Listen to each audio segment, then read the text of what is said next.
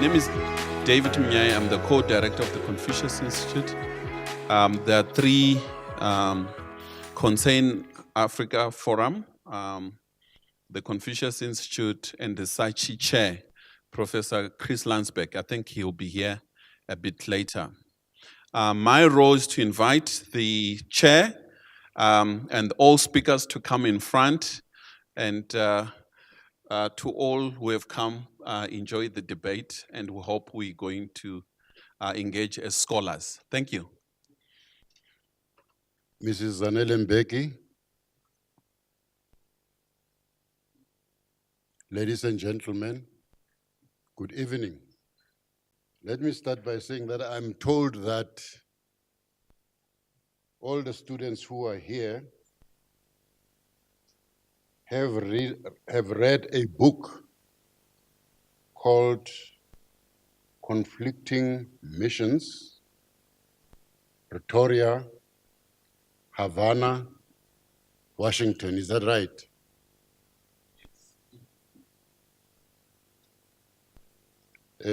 That's what I'm told. I say that because that book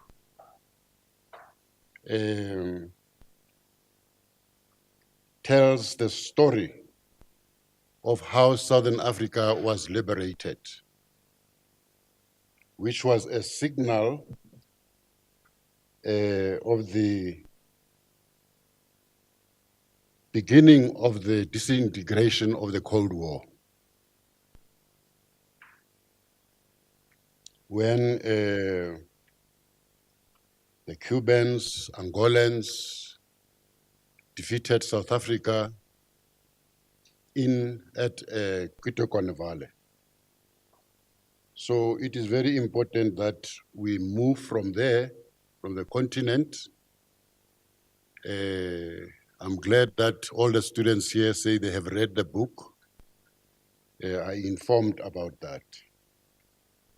Before I get into the details of what we are going to do tonight, let me introduce our first, the guest here.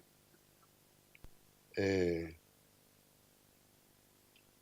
has a very difficult Russian name, but let me try to pronounce it. His name is Alexander Mezyaev. Am I right? Excellent. Yes, Professor Alexander Mazyaev. Professor Alexander Mazyaev is head of Department of Law at the University of Tisby in Kazan. He's a visiting professor here at the University of Johannesburg. He's the editor-in-chief of Kazan Journal of International Law. He was a member of the Council of the International Criminal Tribunal, assistant counsel in the International Criminal Court, author of books on, we Setswana people have difficulty in pronouncing some of the names. Comrade Alex, it's Slobo Dan. Migofish. Also, he is active in the International Court, Criminal Court. As all of us are aware, our title tonight, The New Cold War or the Continuation of the Old Cold War.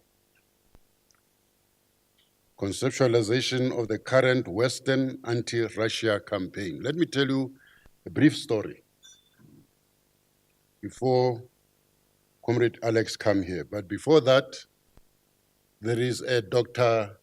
Isop Pahat, who was the advisor of President Mbeki in Parliament, Deputy Minister in the President's Office, Minister in the President's Office, a veteran of our struggle, a communist,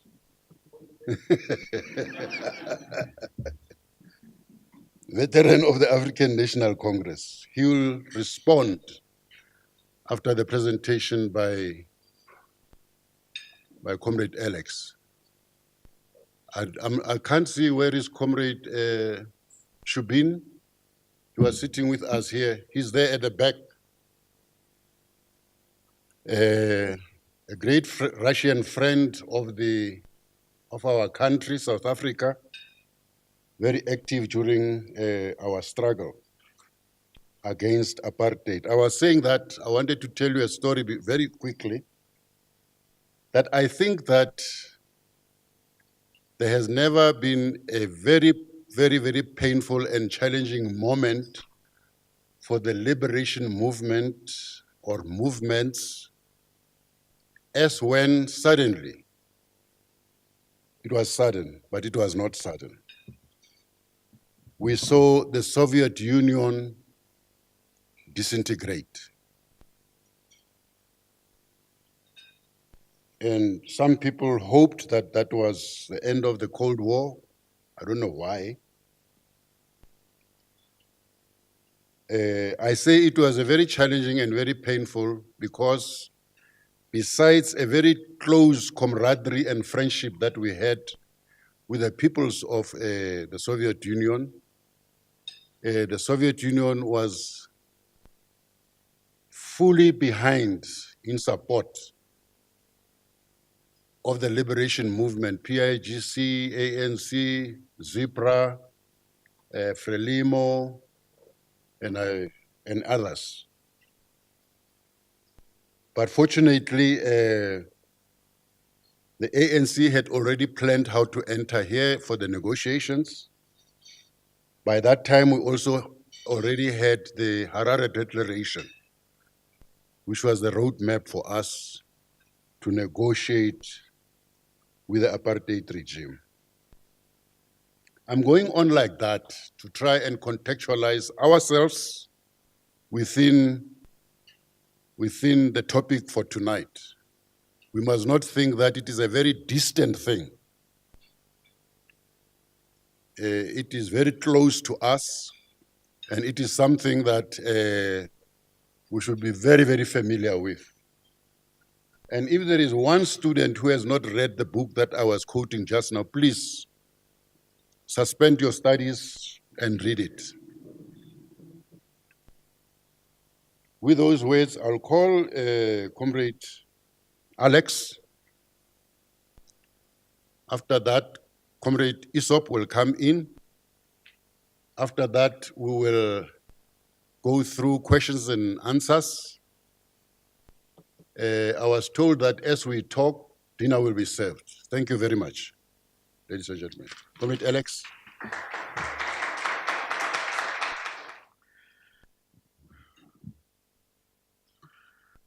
Good evening, ladies and gentlemen.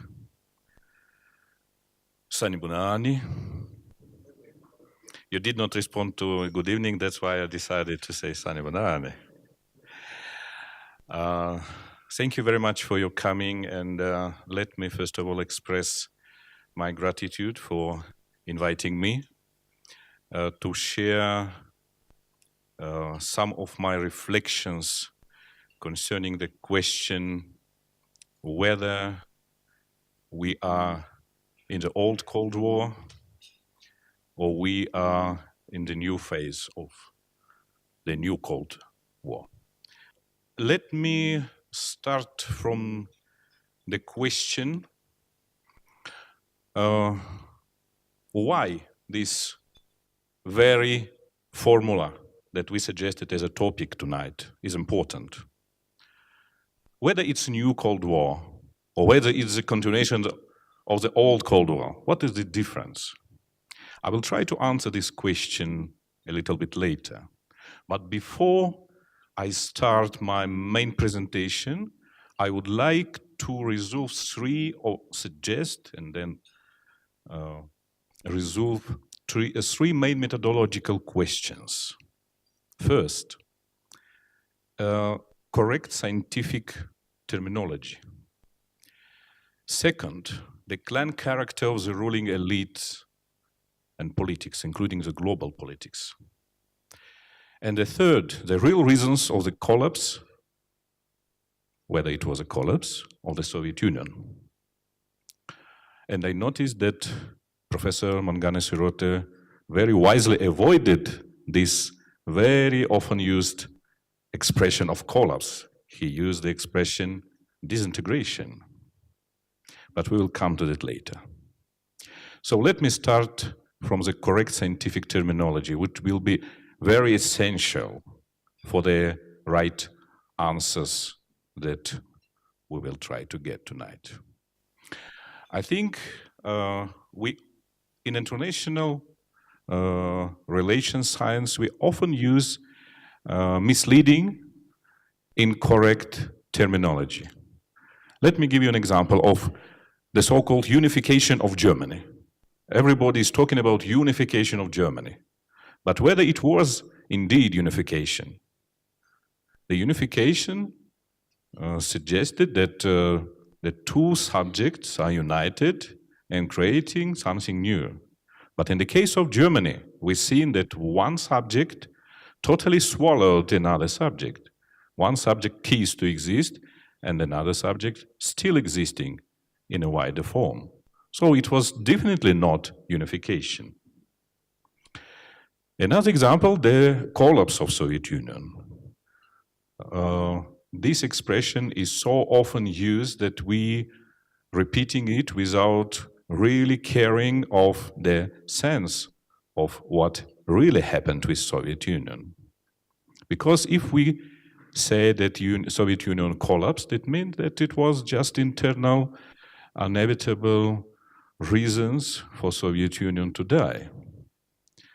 But if we investigate in more details what happened with Soviet Union, we will realize that Soviet Union was destroyed. And we will definitely come to this question in more details later. Then I would like to draw your attention to the necessity to invent some more important terminology when we are talking about international relations.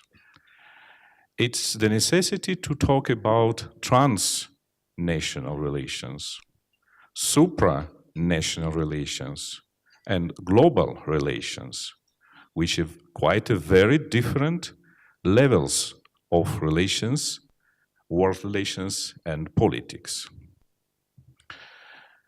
The second methodological question that I would like to raise before, it's to draw attention to the clan character of the ruling elites, which is very important to realize. Because when we talk about international level of relations, sometimes it's aimless to talk about states, because it's not states in many instances decision makers if we are talking about supranational level of relations. I tried to find the image to express this different level of world relations. I found this, but this image is a proper expression of international relations, right? It shows us the relations between states. To understand the current events that we are going to talk in details tonight, I think the international relations are not enough. Sometimes very important authors, very big books are misleading us, suggesting us some ideas, some images that are not really reflecting what is going on in international relations. Look at this book, very famous book of Zbigniew Brzezinski, The Grand Chessboard, trying to convince us that the world relations, it's very similar with the chess. But chess is an expression of only international level of relations, because there are two participants in the chess game. So I don't think this image also will help us. I like this image. This image is a little bit,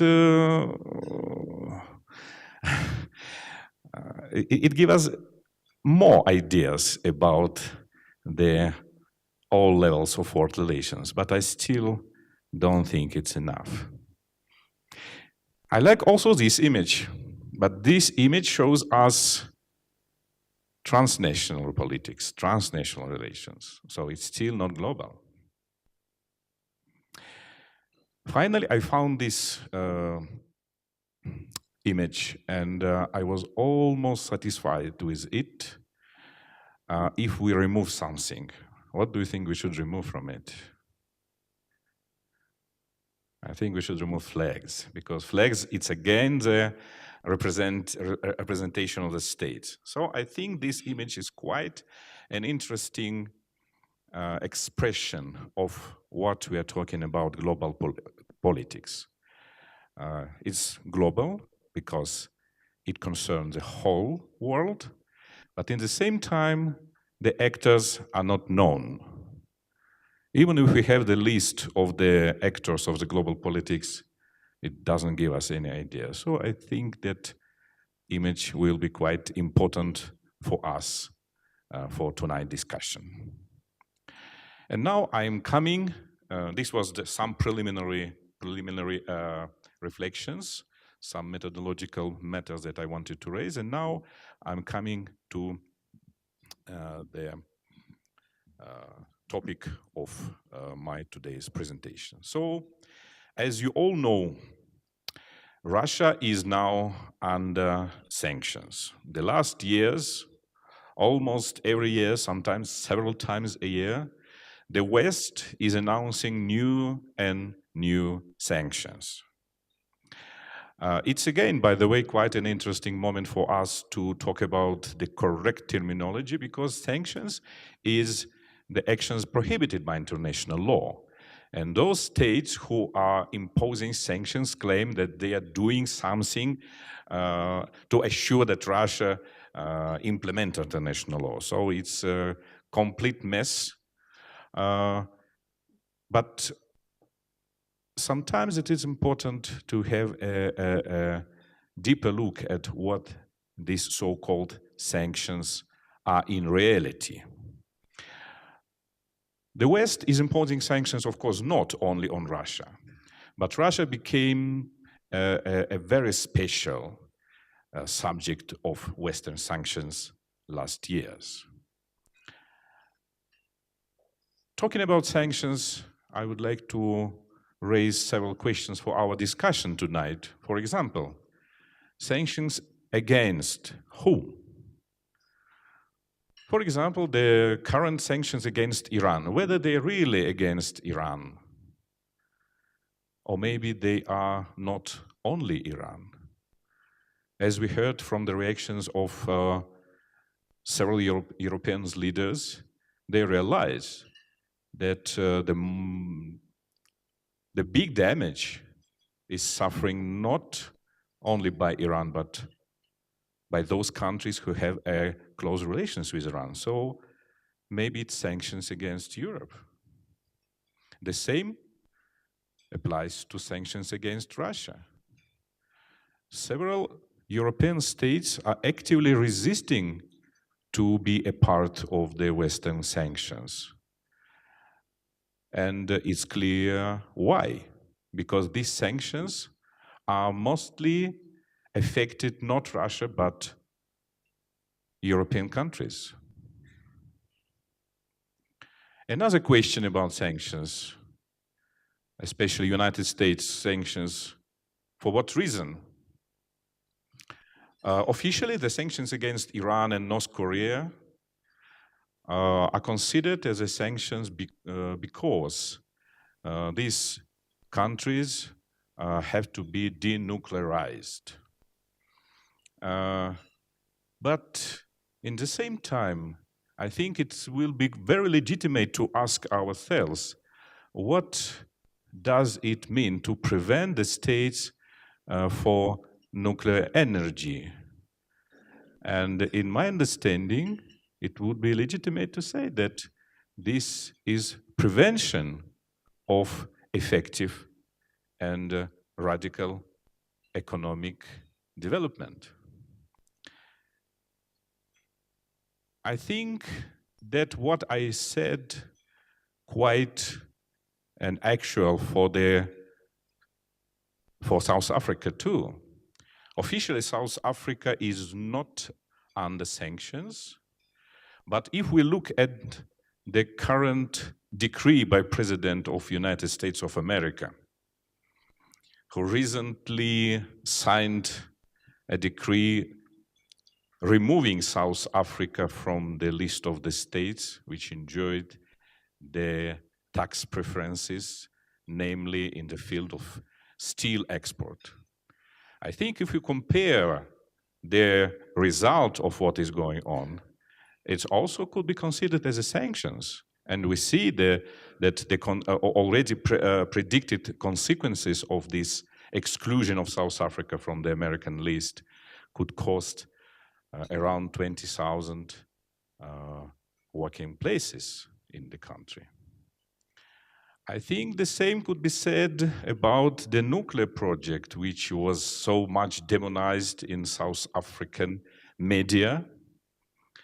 And it raises some, again, legitimate questions on whether it is possible to implement those plans of radical economic transformation using the wind and solar energy. So I think if we put all these stories in one context, it could give us some interesting ideas for reflections. And now let me come to the current attacks against Russia, because let me repeat again, the sanctions, this is not a new story. It lasted from USSR and never stops.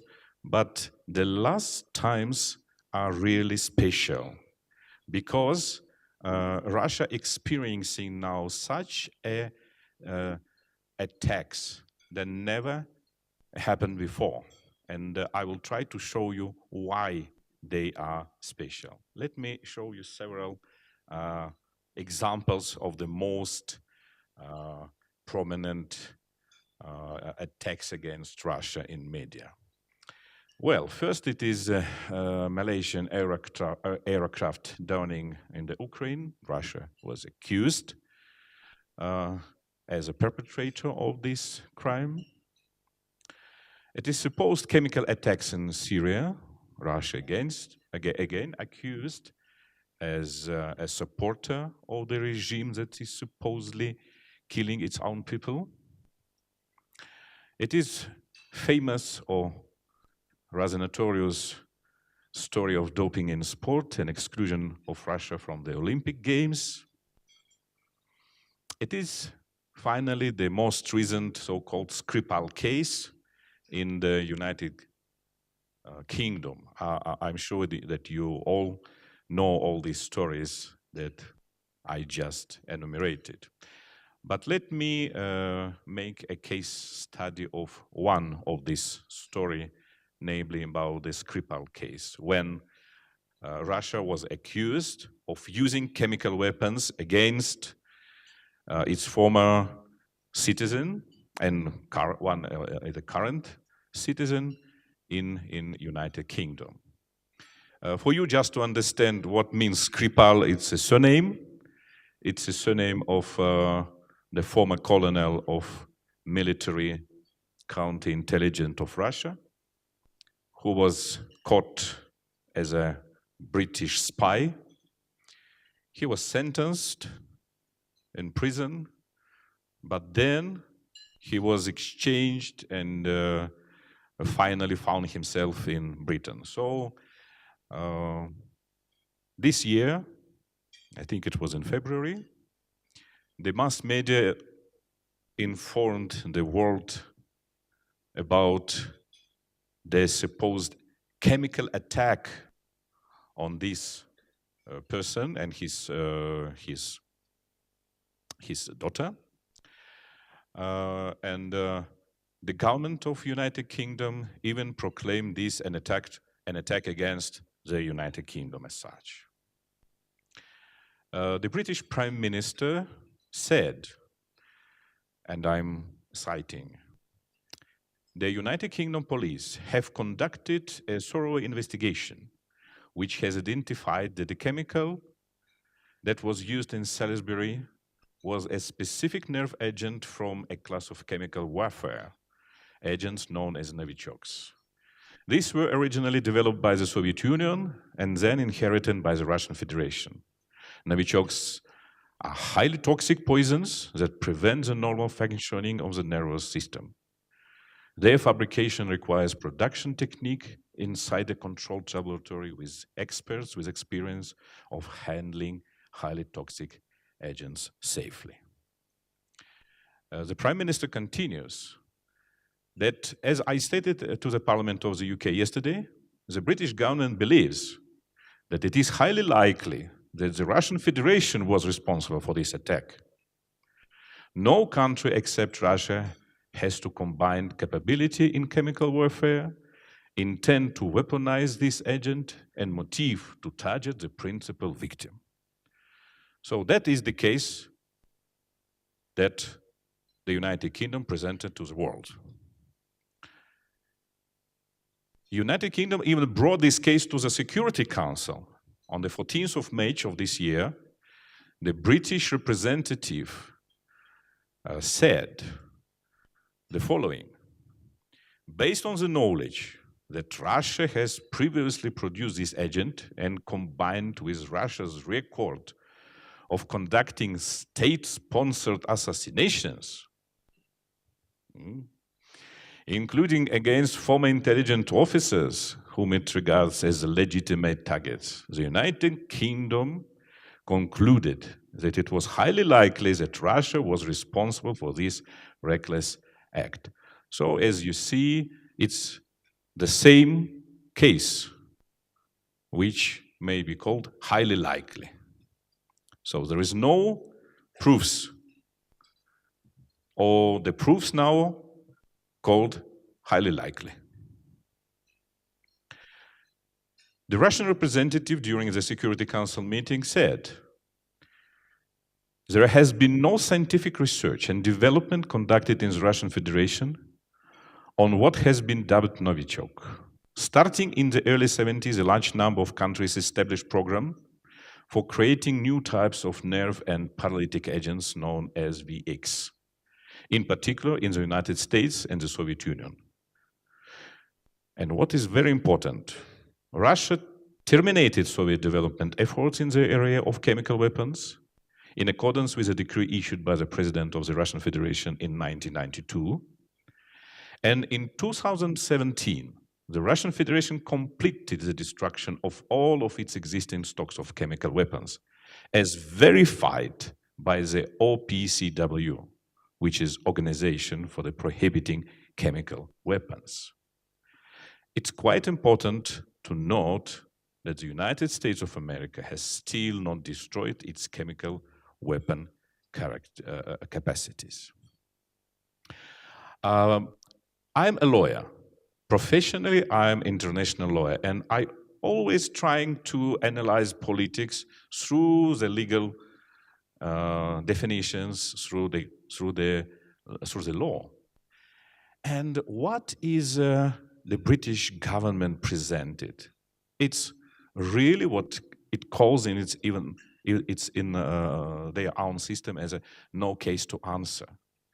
I could say even more that this is not a case at all, because the no case to answer is sometimes there is a case, but there is no case to answer. So the prosecution presented the several proofs and so on and so forth, but there is no case to answer. But here we don't have even the case as such. The only things we heard is that it was a supposed attack. Against whom? So Russia was immediately accused that it committed a crime. And what is the most interesting moment in this story? That it looks that the British government was not even interested in investigating what really happened. And Russia was excluded from any investigation. For example, if we look how this case should legally proceed, it's obvious that in a situation when the Russian citizens was attacked on the British territory, it should be involved the convention, Vienna Convention on the Consular Relations of 1973, which provided that the state has a right and the person, the citizens, has a right for consular assistance. So Russia tried to approach their citizens, and the government, British government just said, no, they don't want to talk with you. Well, it could be perfectly fine, but it should be assured the personal meeting when these citizens say, I don't want your assistance. And me, as a honorary consul, I know these rules very well. That is how it should be. We could not rely on the state's assurances that a certain citizen don't want to see you. No, we have to meet and we have to get the personal confirmation that the person is withdrawing its rights according to the Vienna Convention rights. So in this situation, we heard only stories. And legally, it's indeed no case to answer. And I think it was even not an intention to really investigate this case when we see how this case was handled. By the way, today it was today in the morning, it was a new information in this case that first of all the former Colonel Skripal is released from the hospital. He's not sick anymore. So the chemical attack didn't happen. I think it's quite an offensive now to accuse Russia that Russia wanted to kill this colonel, used the chemical weapons, and now the guy is he don't even sick. This is an offense, really. Whether they expect that the chemical attacks against the personality could finish with such a story. It was also in interesting interviews from the doctors who said, it was said today in the morning on the Russia Today news, but British doctors, they said that first days they tried to treat Skripal and his daughter from the overdosing of drugs. And this is again quite a strange change of this story, because the symptoms from using drugs and using chemical weapons are so drastically different that no doctors could confuse such a things. So the story will be developed, I think, even worse. But even now, it's clear that that was a media attack. Well, probably not only media, because it was supported, it was produced on the highest level of the government. Another, yes, and now talking about proofs, we see that it's a pictures. Now it's a picture. So I should skip it. Well, another example of the use of chemical attacks. I hope you remember this. It was worldwide shown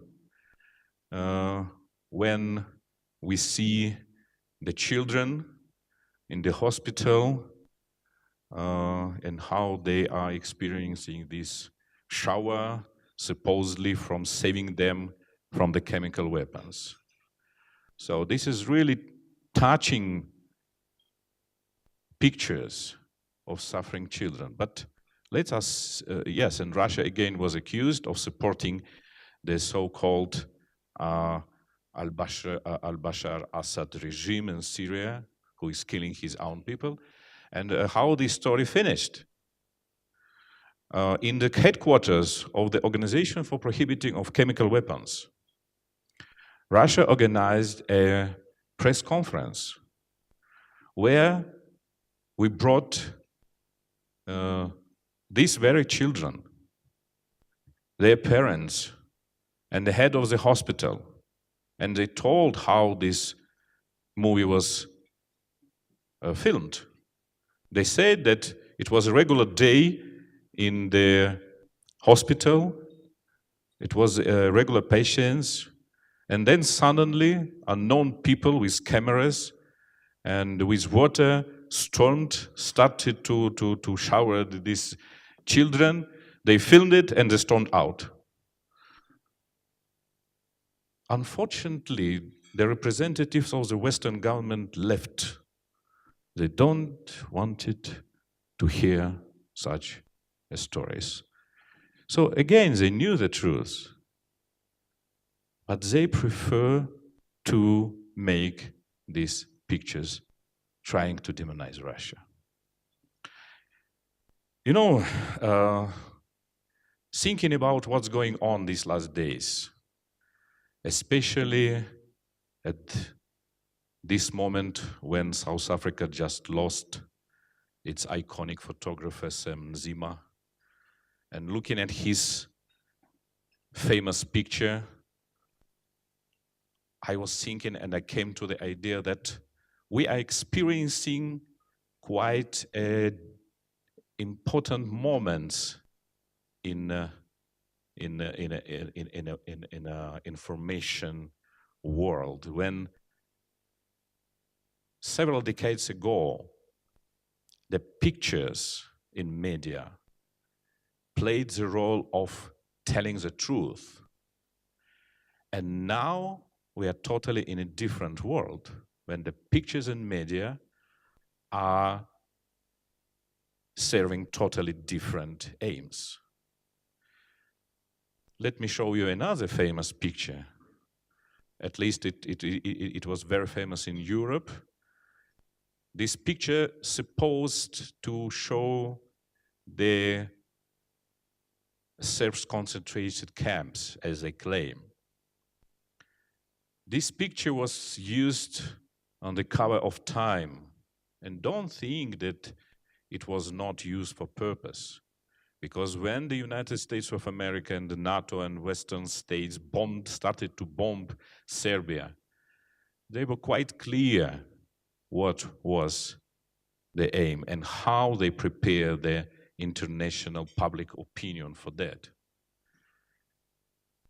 Several years later, during the trials in International Criminal Tribunal for the former Yugoslavia, where I worked, it was proved that this picture is fake one. It was evidence from the witnesses how this picture was made. It was not a concentration camp. It was a camp for the refugees. And the photographer specifically asked the guy who looked like this, but if you look at the other guys, they are not that skinny. So these guys is just sick, but the rest of the people are not. So they just ask him to come in front, and even to make a picture from the angle that it was looked like from the fence, but in fact it was an open space with some destroyed fence. So it was already proved that the picture is fake one, but this picture is still, okay, it's not the very same picture, but from the same series. This picture is still on the official website of the very tribunal where it was proved that this picture is fake. So nowadays nobody is really caring about evidence. Evidence is not important, the picture, what is important. So now we are coming to this kind of proofs. So the proofs of the chemical weapons in Iraq, it's here. The proofs of the shooting of the Malaysian plane is here. Here is a proof of Skripal, supposed assassinations. You know, I think it would be very important for us to detect that we are indeed in a changing times. We are experiencing the changing times right now. Because I would like to draw your attention to this story. When the United States of America and NATO was planning the bombing of Yugoslavia in 1999, the United States State Secretary, Madeleine Albright, demanded the legal comments of how this operation could be viewed from the legal point of view. And the American lawyers said that it will be violation of international law. And that was the reaction of Madeleine Albright. Hire another lawyers. I think it's a very important moment because still in 1999, the West still cared about law. Okay, they wanted to interpret it in their own way, yes. But the law as such was important. So they still wanted to say that the law is on their side. But now the situation is totally different. Now law is not an issue at all. Let me show you an example of attacks against Russia from the Olympic global powers. So the International Olympic Committee issued the list of Russian, okay, they don't even issue the list. They say no Russians allowed to the Olympic Games. It doesn't matter whether they were caught on using certain drugs or not. So just the citizenship of Russia, it's a reason for you not to be allowed in the games. Whether it's law, whether there is law here. Some of our sportsmen went to the court of arbitration for sport, and they won their cases. And that was still no reaction from the International Olympic Committee. So nowadays, they don't even say, go to another lawyers, go to another courts. Now we're experiencing the situation that law is not an issue. The proofs are not an issue. I think I'm running out of time, so I would like to skip some slides. And now the main question. Why? Why all this happening? So why law is not an issue now? Because for such a drastic thing, it should be a good reason. It should be a serious reason. Okay, we already talked about the correct scientific terminology when I posed the three main methodological questions. And now, to answer the question why, let me come to the second methodological question. It's a clan character of national and global ruling elites. I think it's quite an important moment for us to realize that we often operate on the world level only on international context. So talking about states. But talking about states does not give us a proper answers. What are the real interests and what are the real players on the world level? The third question that I would like to consider is the destruction of USSR. Without understanding what happened when the Soviet Union was destroyed, we could not understand on what is going on now. I would like to rely in my analysis on the three authors that, in my opinion, given the most reliable stories on what happened with Soviet Union. This is Sergei Kurginyan and his book, The Red Spring, Mikhail Khazin and his book, The Stairs to the Sky, and Andrei Fursev in the series of his books. So I'm going to rely on their analysis and we'll try probably to make a compilation of their views, because we still don't have the comprehensive and authoritative answer to the question, what happened and who destroyed the Soviet Union? What happened exactly? But according to these authors, the destruction of Soviet Union was the result of the actions of the different clans of elitarian groups from both sides, national and global. So the dissolution of USSR, the destruction of USSR, was the result of the project of one of the clan of the Soviet elite. This clan was called, according to Sergei Kurginyan, as a convergence clan.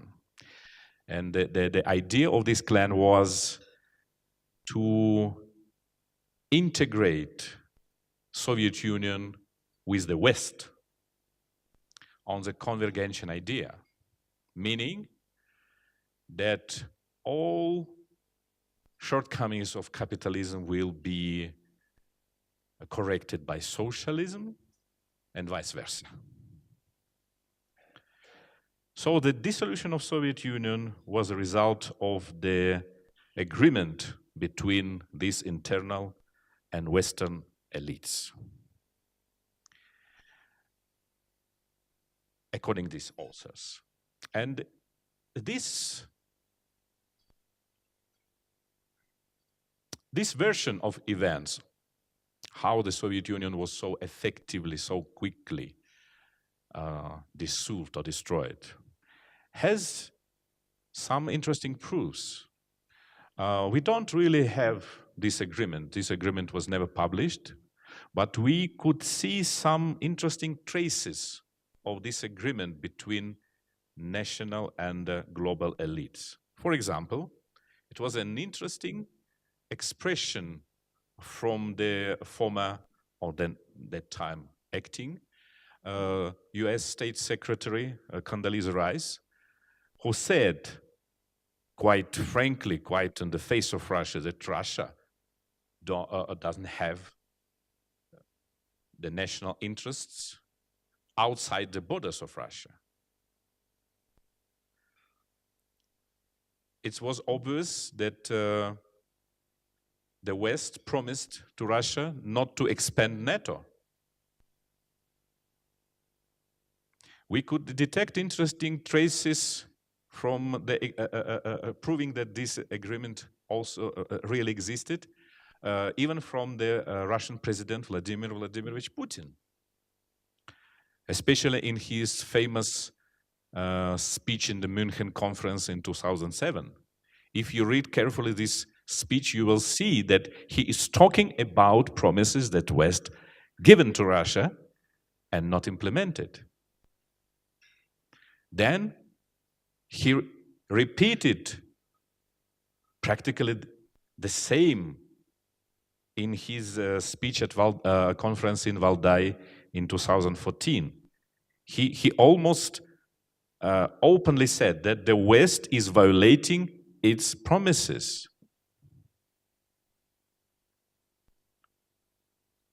And during this, if we took this situation in the context, it becomes clear that the reason of the speech of President of Russia of the 1st of March this year, when he announced the new weapons, and I'm sure you all heard this speech with pictures and videos. And he finished his speech with the words, "We did not want to hear us. Now you will hear us." And finally, it was very interesting that today, okay, it happened 2 days ago, but I watched this video today. It was the St. Petersburg Economic Forum, where the President of France, Emmanuel Macron, I could say he confessed suddenly about the existence of this agreement. He said that yes, West is guilty because we really did not implement our promises. So we really have a lot of traces showing that this agreement existed. And now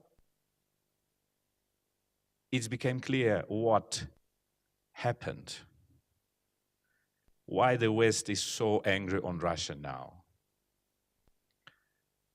So the integration did not happen. So the West expected the story with unification of Germany. But when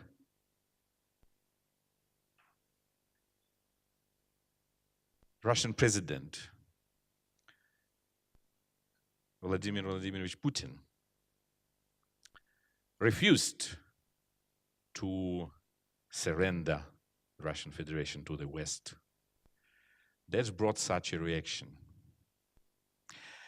We indeed totally liquidate a lot of weapons, including chemical weapons, and United States don't. We indeed expected that NATO will be not expanded, and NATO is not only expanding to the former Warsaw Treaty Organization, but even for the former members of USSR. And the decision of Russian president not to agree with the Western dictate provokes such a reaction from the West. So, to finalize the Western anger against Russian president, I would like to refer to the final speech of Vladimir Putin in St. Petersburg last week. I'm not sure that you listened to the speech, but please do. It's quite an amazing speech when he said, if the United States of America will continue its trade wars, sanctions, we will change the international trade to the rubles. So it was said straight away. And of course, such a plans could not be received nicely from the United States of America. The presence of President of France during this forum, the Prime Minister of Japan, and the director of IMF, showing that the Russian foreign policy is succeed in a certain moments. So this is some of my reflections that I would like to share with you. This is some of the possible explanations that I would like to suggest to you for our discussion tonight. And I believe that the question that we raised in the title of our conference is indeed important, because the West imposed sanctions against us, telling us that we are the communist country, explaining it by our communism. We are not communist anymore, but the sanction is still continuing. So I think that all the information I provided to you give us a reason to say that it is not a new Cold War. It is a continuation of the old Cold War that was starting several decades ago. And I thank you very much for your attention.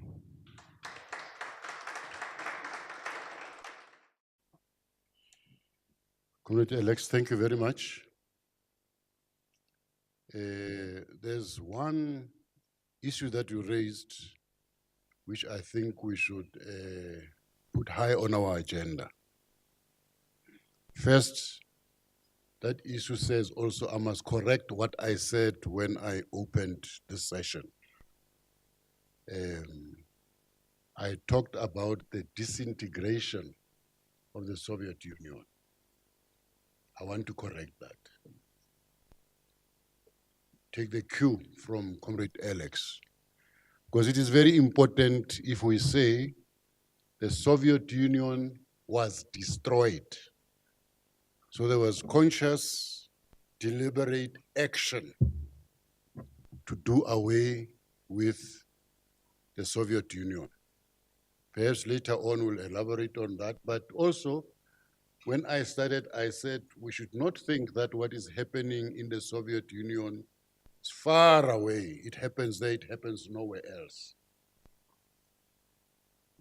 We here in South Africa were witness when sanctions were put against Zimbabwe. And those sanctions did destroy Zimbabwe.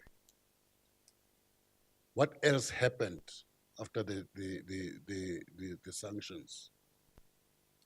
Here in South Africa, we have recently seen major setbacks of our revolution.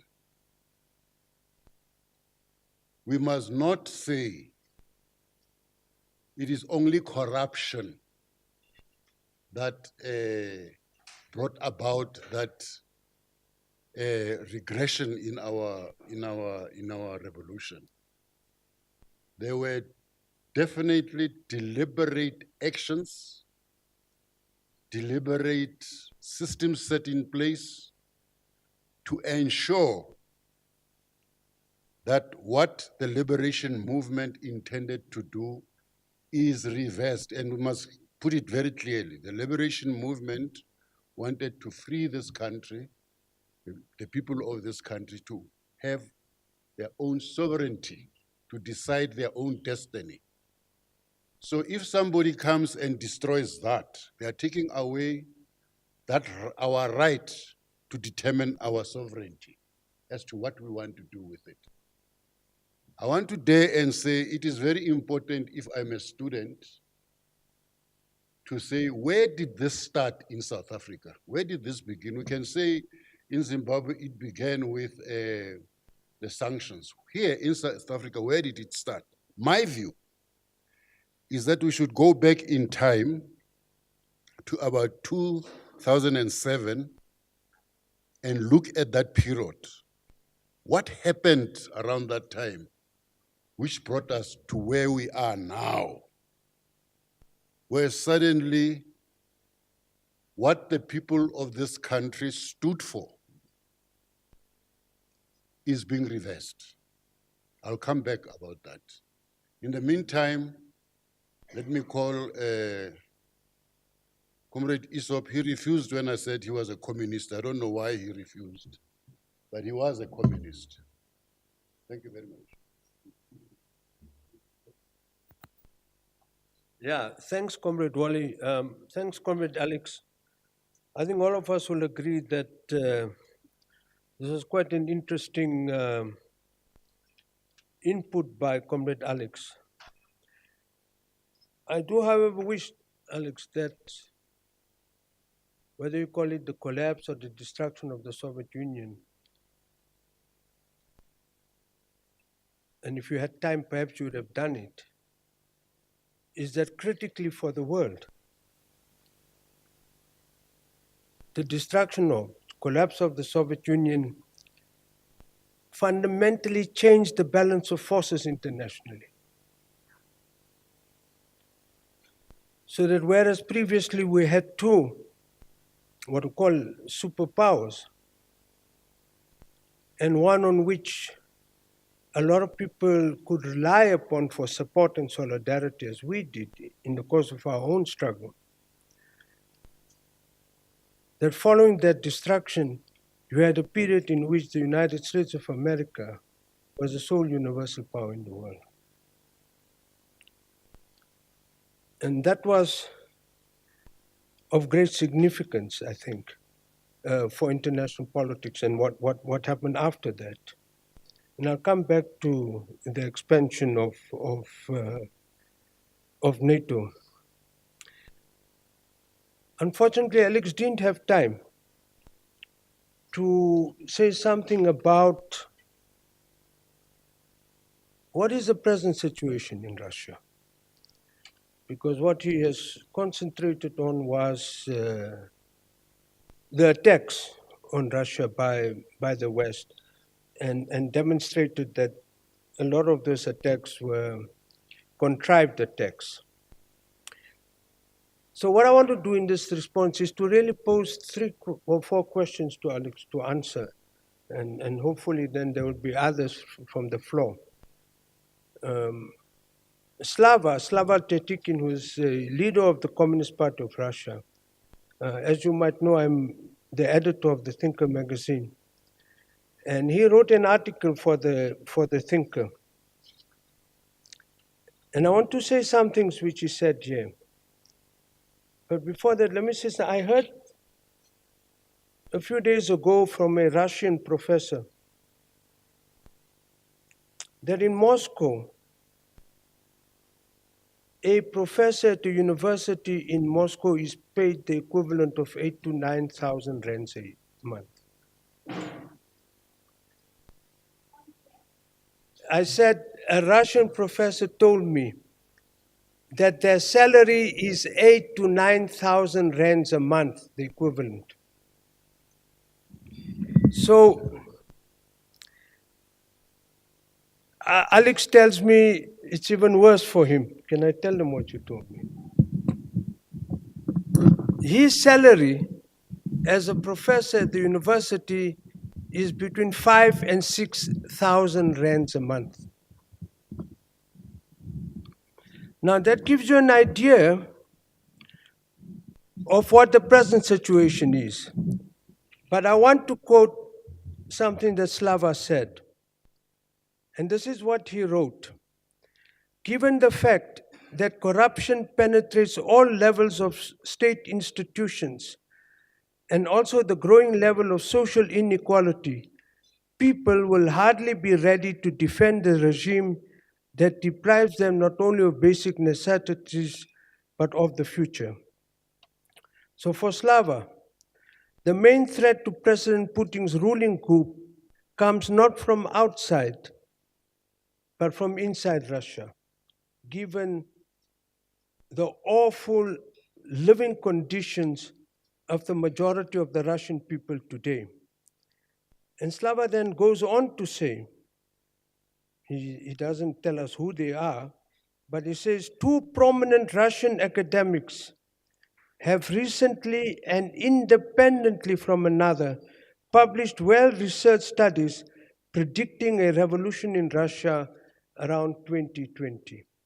So I'm not predicting any revolution in Russia, but I am asking Alec a question. Given this appalling conditions of living of vast numbers of Russians, the foreign policy that Putin wants to proceed with, how does he then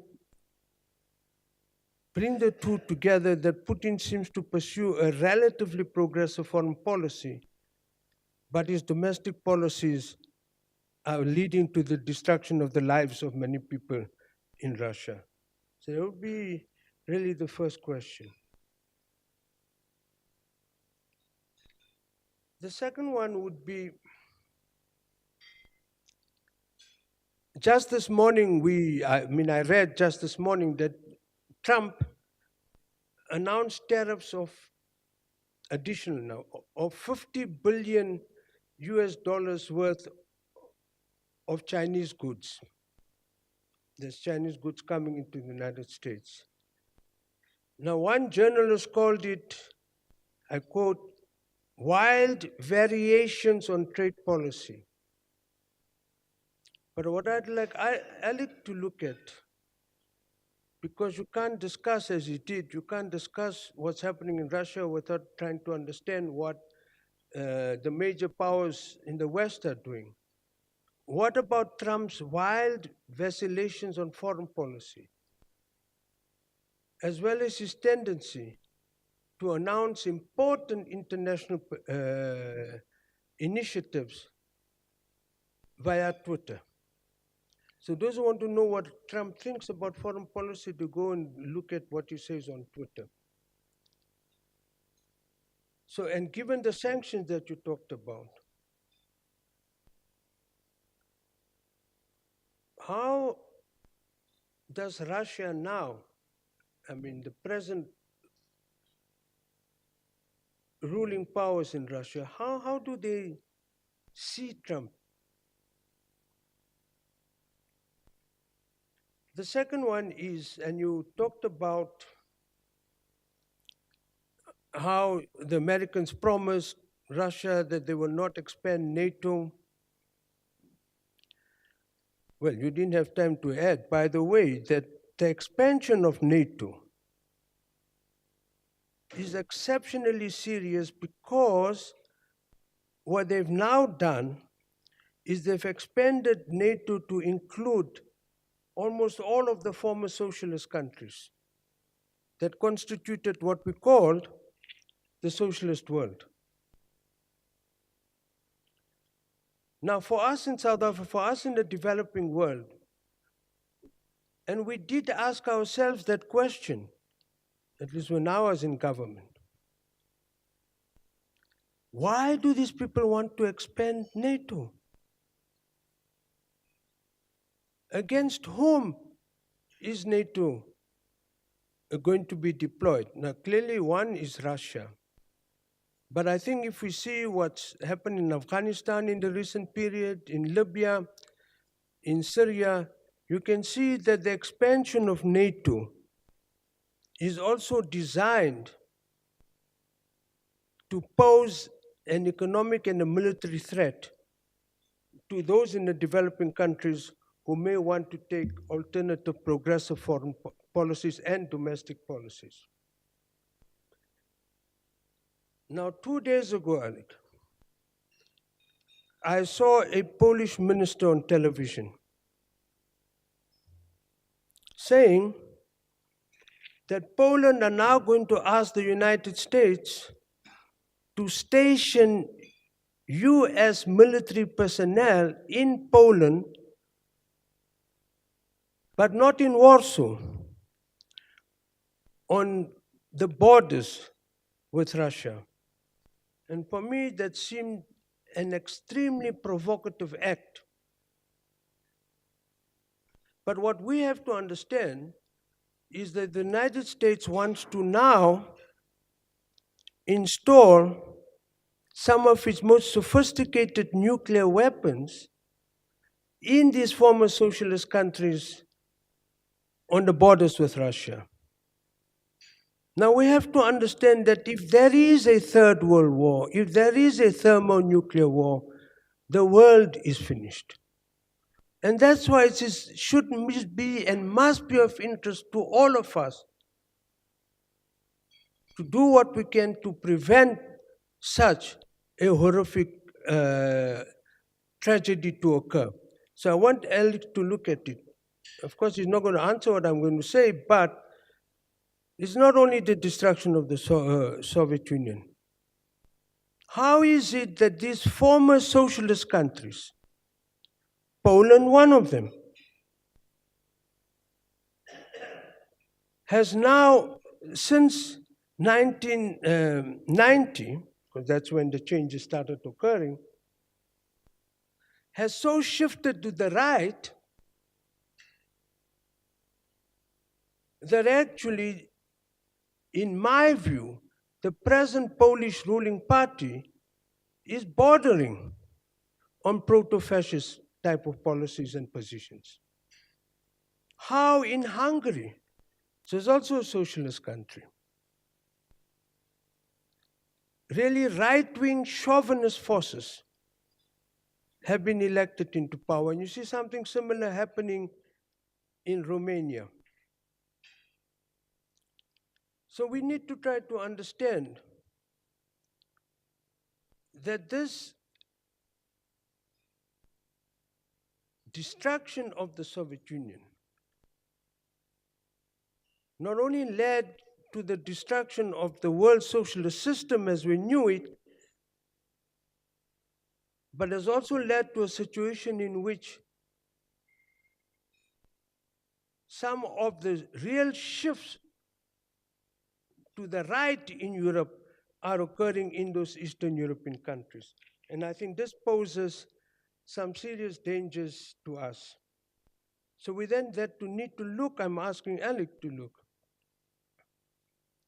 to say that the expansion of NATO, by the way, they said they formed NATO because there was a Warsaw Pact.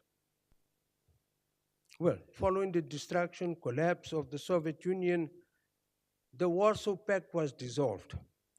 So you set up an organization because you said NATO is set up in order to respond to the Warsaw Pact. But the Warsaw Pact no longer exists, and you expand NATO.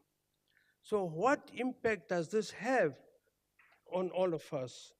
And what will it mean in the end to the capacity of Russia at the present time, taking positions as we saw in Syria and that, which are diametrically opposed to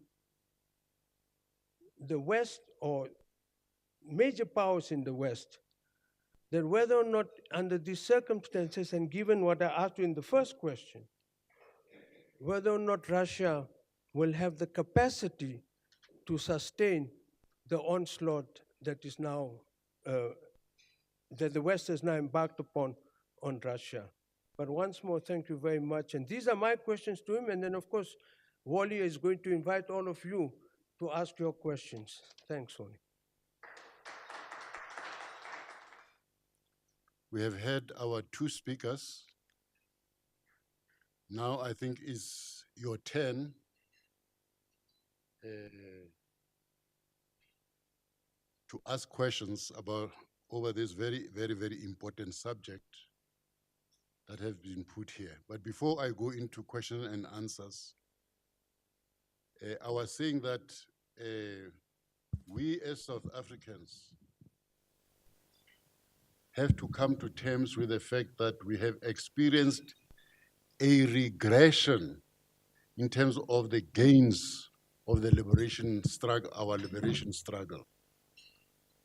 One of that is suddenly there is disintegration or destruction of concepts of non-racialism in our country, which would contribute to the unity of the people in this country. There is also a disintegration or destruction of concepts of non-sexism, democracy, which were household terminology. You know, professor here started with terminology. How do we use terminology? What terminology do we use and for what? So I'm suggesting that in this regression in our country in terms of the revolution, the destruction of our the objectives of our revolution in South Africa. Strategic to that was concepts of non-racialism, non-sexism, and democracy. Later on, in another time, we should come back here and discuss those concepts. I would like to invite you to pose questions to both the professor here and the doctor there. Feel free to pose the questions to both of them. The floor is yours. So at school, we're told that the Cold War is based on ideological differences. You have the socialist bloc and the neoliberal bloc, the Americans and all that. So I just wanted to know that currently now, is the Cold War still about ideological differences, or is just based on mere political dominance in the international relations? Secondly, so Gramsci speaks of how superpowers build institutions. With the Americans, they've built all the Bretton Woods institutions that we know of, your IMF, your World Bank, and all that. So I just want to know what Russia has built currently, the post-1989 fall off of the Berlin Wall. Then thirdly, Prof, was there an intervention from the Russians in the recent American elections? Because we are told that you intervened there. So I just want to know, really, did you intervene to make Trump win? And then the last one is, it's based on Africa. We know that the Americans have an interest in Africa to promote neoliberalism. We know that China is based on non-intervention in politics, but pure economic interest. What is Russia's interest in the African continent? Thanks. Thank you, sir. My question is very simple.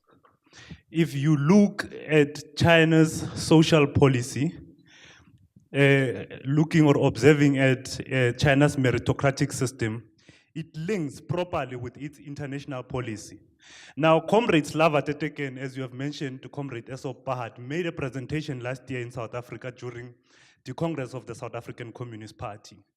And he was actually concerned, and he said, as the South African Communist Party, as the Communist Party of Russia, they do support the international stance of Trump in Syria, on Aleppo and others. But however, they are concerned about the stance of Trump in terms of his social policy. And he also made a distinctive argument that Trump is part of the bureaucrats and the ruling elite in Russia. Now, here is my question.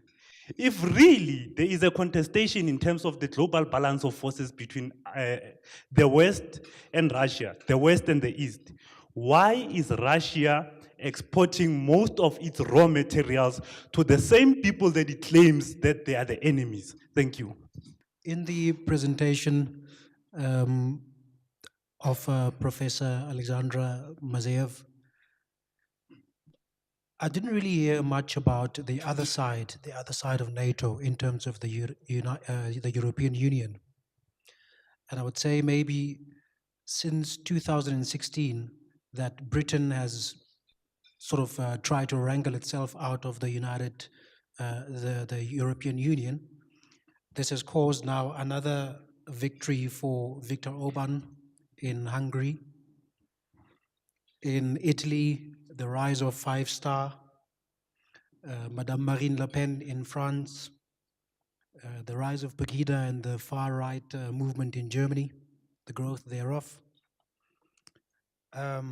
And also Trump's insistence that the other members within the NATO are not paying their fair share. So before he will pledge to be reasonable to them, they must take out their checkbooks. So NATO does have quite a lot of problems, and it seems as though, from my point of view, there is a bit of a disintegration that is happening from that side as well. So for Russia, is this not a boon, and perhaps for the competing economies of the South-South cooperation? So I understand that, during the time of Thabo Mbeki, he was clear on the neoliberal ideas of the West, hence the dissolvement of Soviet Union. So he took a position, and he was with, of course, the West. That's why we even the policies of GIA and RDP came true. But of course, that has not done anything for the black majority. And of course, you can argue that South Africa must clearly seem to be revolutionary in the term of Zuma when he says, no, we must of course align with the Russians. So my question is to say, what should we really take that position of aligning clearly with the socialist side or that of the West? How is that really going to help in the current context of South Africa? Thank you. Do you think China is a reliable friend to the US? Because now, in the past years, they've been conducting some military drills with the Russia. So, do you think that is the reliable friend to your country? And the last question is, if the Russians were suspended in Olympics, why is it that now they're going to host the World Cup, Soccer World Cup? What could be the intention of them in power, the elite, of allowing Russia to host the FIFA World Cup? Thank you. Professor Alex's statement on the West no longer caring about law, but is it as much that they do not care about international law, or that they have now set a double standard? When, for example, we look at the letter sent by President Viktor Yanukovych to the Russian government requesting assistance from the Russian government, which was promptly rejected as a violation of international law, yet later on a similar invitation by President Hadi of Yemen was widely regarded as a legitimate invitation, rightfully excluding wrongfulness for purposes of Article 20 of the Articles on State Responsibility. Thank you. You spoke of a very interesting concept and ideological philosophy that is conscious and deliberate, looking at the Western and Eastern hegemony power shift in terms of power mongers. What would you say it is the ideal way for regression to take place in terms of de-globalization, for us to re-globalize, when we're looking at the economies of scale in the power shift that is happening between the Eastern hegemony and the Western hegemony on this very soil of this African continent? So from the Eastern perspective, we see the shift coming into Africa, and then we see also the shift coming from the Western perspective. So what would you say, based on the power mongers, that the power shift from the infinitesimal few, those are fighting for those political imbalances, what would you say would be the solution for us to re-globalize in terms of the regression that has happened, for us to move forward into an integrated continent? Thank you. We always hear, like through mainstream media, there's a distorted Western lens that tells us that Russia is probably one of the most repressive countries when it comes to human rights, specifically when it comes to women and other minority groups. But I really want to hear what you think has caused this kind of narrative to be emerging in mainstream media, because I think we can have a conversation about regression of values, specifically when it comes to the West, a regression from Judeo-Christian values towards secular views, and obviously it's going to influence their own cultural outlook. And whether it's a bit of a problem or Russians peeved about that. And then the second one that I want to ask is, you mentioned that, I think it was a reference by Mr. Pahad, that by 2020 at least there's a projection that there'll be some kind of revolution. If that is indeed the case, what is Russia or the state doing at least to try and democratize its systems, its bureaucracy? Because most revolutions are actually led by young people, so that already means that there is some kind of dissent by young people in the country. If you just engage on that, I'll be very happy. Thanks. What is there any implications of the relations between North Korea, South Korea to Russia on the international relations scale? Then my other question is that this economic sanction, this sanction, not only economical, obviously, they come in various ways to Russia. What are the implications to BRICS the sanctions that are imposed on Russia, what are their implications to the BRICS community? And then lastly, I want to check on you on former President of Brazil, Lula da Silva, who was recently in prison. Are we going to see Zuma also going to jail? Are we going to see the president of India? Are we going to see somebody in China? And obviously, will Vladimir Putin be defeated by the West imperialists? The situation that South Africa is facing, basically, President Thabo Mbeki, it will be remembered in his speech which he gave on Capricorn TV, he actually said that capital, South African, or what they call white capital in South Africa, they stopped investing, not under presidency of Jacob Zuma, but under his own time. They withheld investing in South Africa. And basically that was at a time when there was not much corruption in the country, but yet South Africa was starved of investment. So we have got to ask ourselves, where are we really going? And as progressive parties or progressive people or progressive countries, what are we doing to actually counter these strong, very strong, aggressive moves by the West, which is also coupled with the military of the Pacific Ocean? Thank you. Comrade Alex, when he was speaking, he mentioned a couple of things, the issues that the collapse. But I think what's important to understand is the process of, okay, so the Cold War, as we're speaking about it, did not collapse, it disintegrated. But it was a plan that happened long before the war of 1989 and 1990. When that happened, it happened way before. It was a plan, and Prof. Wali was saying same thing was happening in South Africa. But I think the plan, when it happens, it starts internally, and it's a series of things that happen towards the disintegration. And because it's happening like this, and it's been happening like this, we can't then move away from the fact that this has been a plan that has been going on even post what they call the collapse of the Cold War.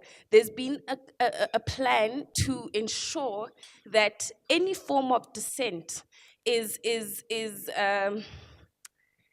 like Comrade Wali was saying, or was it Dr. Isop, that any form of dissent fear and is put in a space of uncomfortability in all forms, whether it's through sanctions, whether it's through replacing military around you, whether it's through bad media narratives. You know, Stuart Hall, when he speaks about representation, he says that this representation is a system. It's a system of meaning that's continuously created. So when you're showing us these pictures, it's not something that's starting now. It's something that has been going on for a long time, that has created an idea that this is what's bad and this is what's good. And it's been going on for some time. The same thing that I feel within the ANC. It's not something that started in 2007, not with the 1996 class project, but rather was even happening pre that in the 90s, going towards what we call democracy, going towards what Russia calls. So I think there's a need for us to analyze how these things get into progressive movements that are seriously looking at the liberation of people, seriously looking at breaking the workers' chains and ensuring, we don't have any chains with us. Because the only way that we can speak about workers of the world uniting is by us having an understanding of how liberals come in. I would like to ask your forgiveness from the beginning, because I probably will not answer all your questions equally, because I don't feel qualified to answer several of these questions. For example, about the China social policy, I don't feel an expert in this field, so I will answer to those questions that I feel I'm ready to answer. First of all, whether the current war is ideological. No, it is not. It is not ideological. It has some ideological base, I think, but nowadays it doesn't have the ideological foundation. As I said, the sanctions against Russia or notorious Vennik-Jackson law that was adopted by US against Russia was explained by communism. The Russia is no communist country the quarter of the century, but this law of Jackson-Vennik is still in force. So it's definitely doesn't have that such a sharp ideological feature. Your next question was about how Russia became a superpower. I think it would be important for us to understand the difference between these empires, then for better understanding of the superpower and the place of Russia among superpowers. If we compare with the British and the France empires, we can see that these empires was suppressing empires. Comparing with Russia, it was always protective empire. Not a single nation that was included in Russian Empire lost or disappeared, comparing with other. So I think it would be quite an interesting conversation, but the question is too big to answer it shortly. The interference of Russia in the elections of US, I don't know what to say, because it's again no case to answer, because they never explain us how we interfere. They always repeat as a mantras, as that Russians interfered, and I think this is a reason. This mantra is a reason. It's not the case as such. The reason is to repeat, and to make us to believe in that. By the way, there is a current investigation now in the United States of America. They already published it in the public domain, but it's not yet in court. Let's see whether they could prove something in court and what kind of proofs they presented. What are the interests of Russia in Africa? You know, as editor-in-chief of my journal, and I would like to say that I'm proud that my journal is the only international relations journal in Russia with special reference to Africa.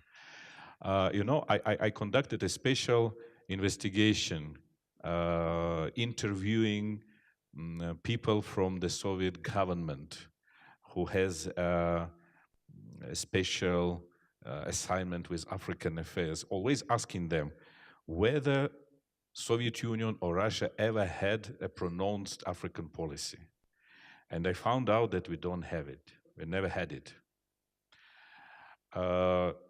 So it will be very difficult for me to formulate the interest of Russian Federation officially in Africa, but working with historical materials, when I'm just reading the documents, available documents for me, I could not escape from the feeling that when Soviet Union in the 60s and 70s and 80s supported African liberation movements, supported African independent states, it never pursued any even economic interests. So many things was done just because we feel it should be done, because of humanity. So, okay, that is my impression that I have from those documents, but I know that I don't answer your question completely, but officially nowadays we don't have any documents that pronounced the interest of Russian Federation in Africa. Why Russia exporting the raw materials to our enemies? It's a good question, but I think to answer it properly, we need to understand that again, that it's not always Russia and the West. That's why I was spent so much time talking about different clan elites, and during the different months of the year, the situation could change. So Russia is dependent. Russia is dependent from the export, and it's also the fact that is well known. So I think it also should be considered. And you know, when we say we're exporting to our enemies, it's not correct, because we're exporting to the countries where there are different elites, different clans, different people. So today it's one government in Greece, tomorrow it's another one. So I don't think we should call them enemies. I think we should use economic in order to influence. I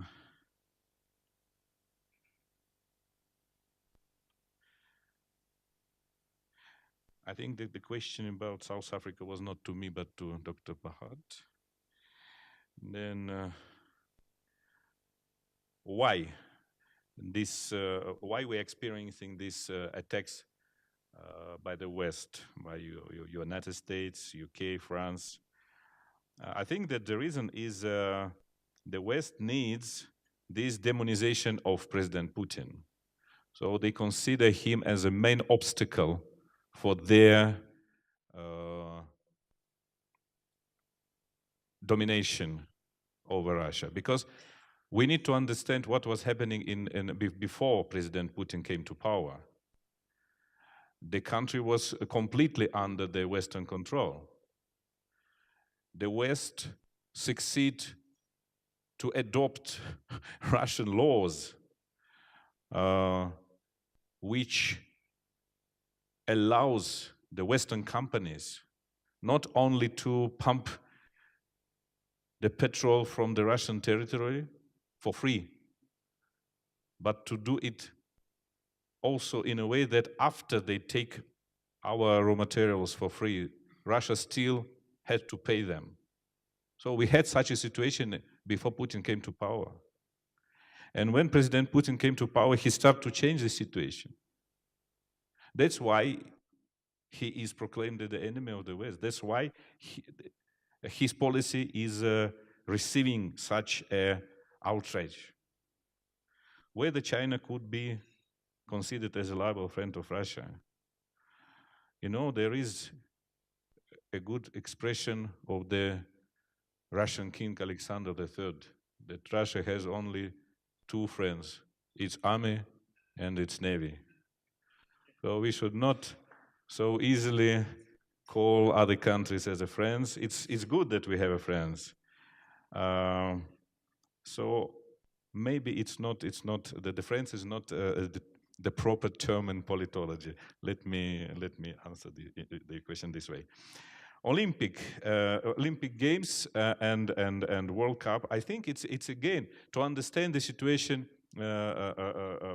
with Olympic Games and what's happening against Russian sportsmen.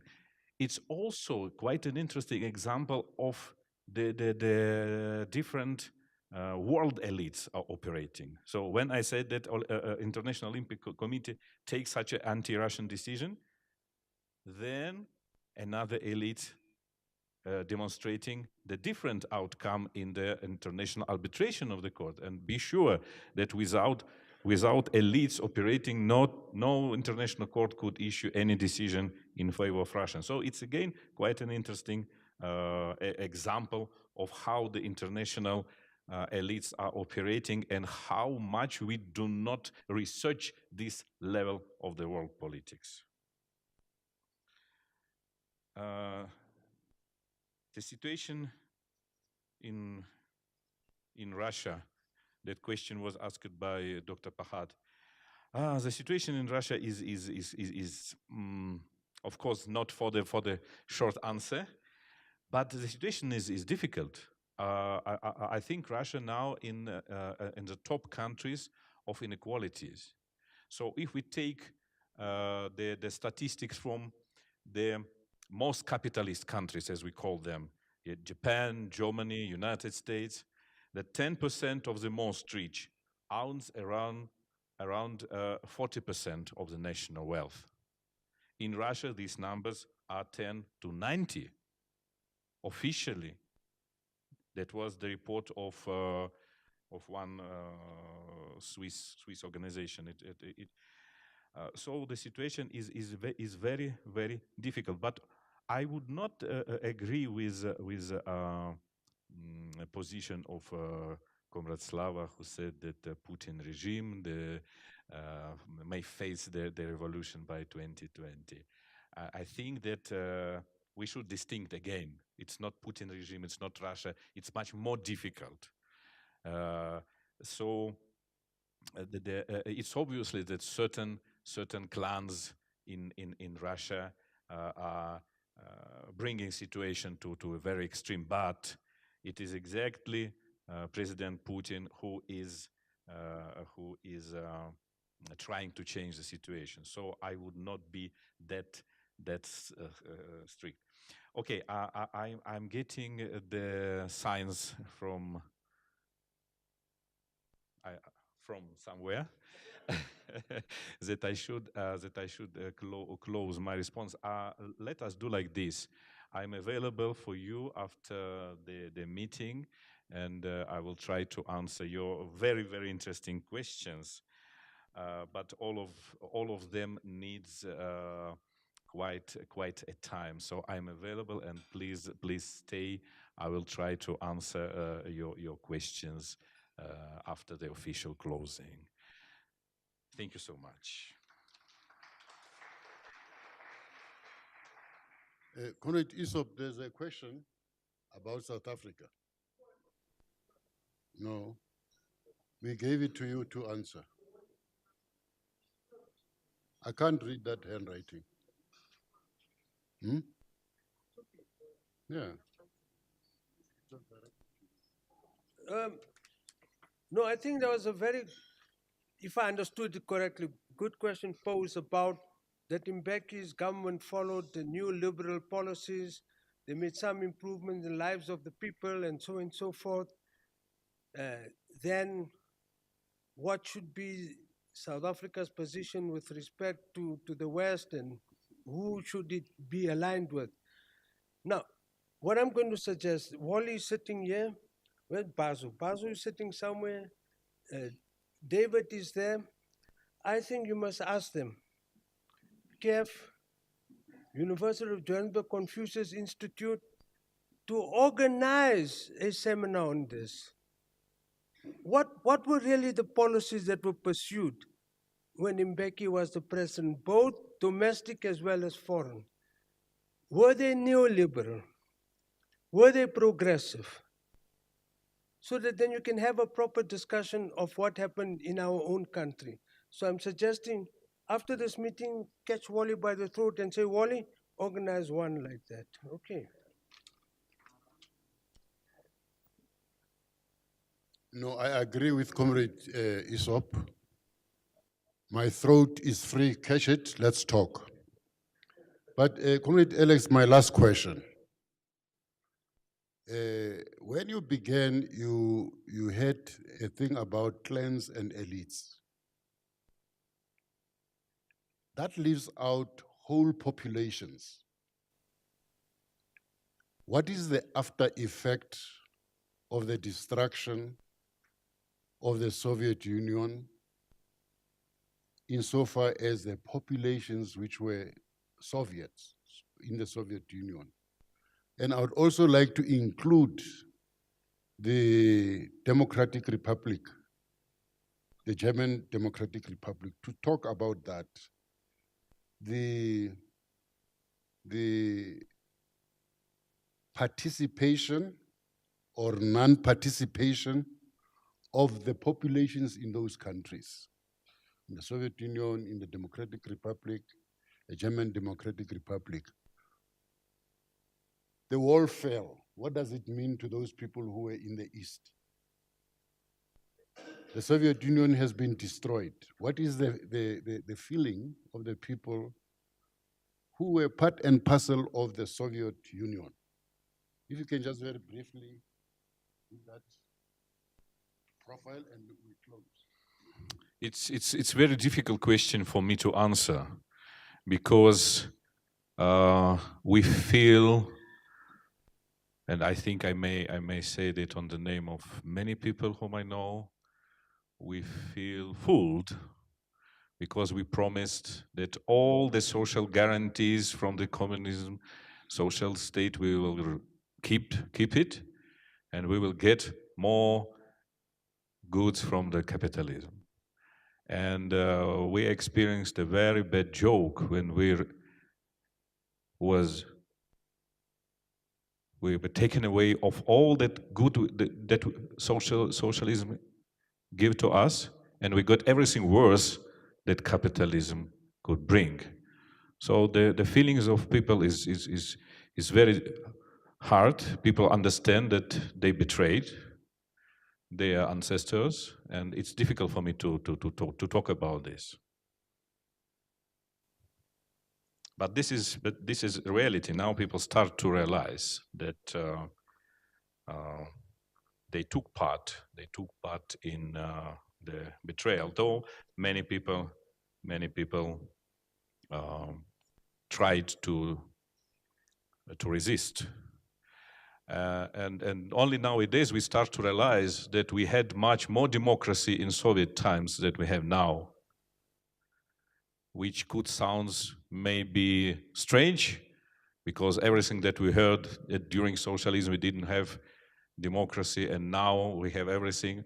But when we try to look at this, even from academic point of view, let's just compare elections. During Soviet times, we have one candidate. Now we have hundreds, and this is a proof of democracy, supposed proof of democracy. In reality, we, in fact, lost democracy because we have very special democracy during Soviet times when our one candidate was just a result of the long process of democratic consultation with people. Yes, in the elections we have one candidate and bulletin, but this person was very well known among the people, and it was the result of the long process of democratic consultations in the working place, in the living place, and so on and so forth. So we had democracy much better than we have now. So people now start to realize it, but it's a bit a realization. No, my last thing is, I asked that question so that we as South Africans ask ourselves a question. What lessons can we learn from what Professor here has said? The people of the Soviet Union, the people of East Germany have a burden that they carry of regret, that they did not participate to protect and defend the gains which were made by those in those countries. What do we learn about us as a people here in South Africa, defending and protecting whatever little gains that we made through the struggle in this country? David.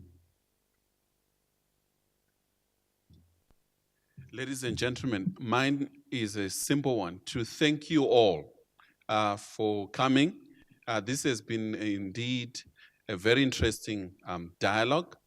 And I guess Comrade Wale and Aesop and Comrade Aziz will talk further to carry on some of the discussions, and if there's a need for further dialogue on some of these issues. I'd like to thank the library, the UJ Library, my team that put together this, Ms. Swane in the back, Baso, and everyone in the office for working so hard, and for all of you for being here.